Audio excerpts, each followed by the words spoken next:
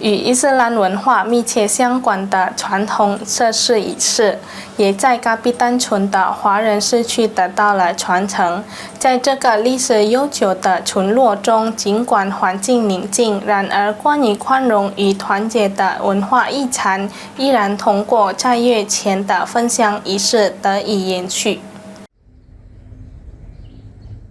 观众们，在现代化的巨港选校中，有一个几乎被遗忘的历史区域——杜朱乌鲁的嘎比丹村。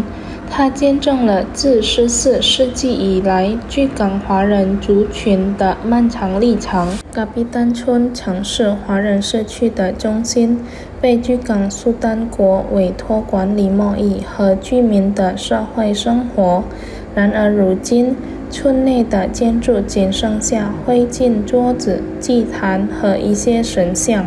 整个建筑面积为165.9米乘85.6米，位于密集的居民区，靠近木西河岸，与边登古多布萨对望。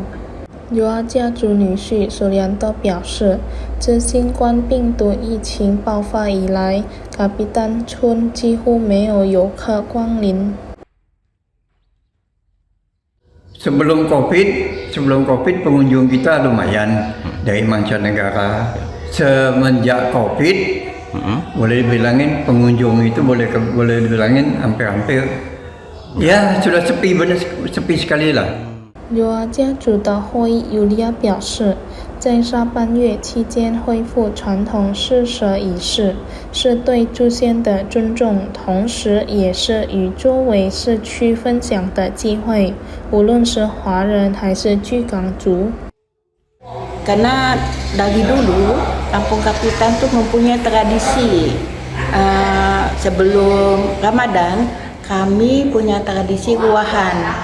Setiap rumah yang ada di lingkungan Kapitan itu mengadakan ruahan.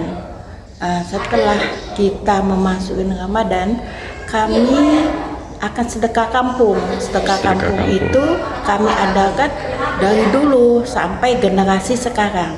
Itu sedekah kampung itu pun kami mengundang pendoa。不仅如此，开斋节结束后1周，他们还举办了村庄施舍活动。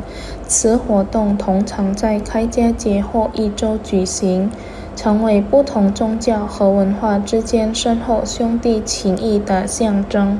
Taslim Rahman, PAL TV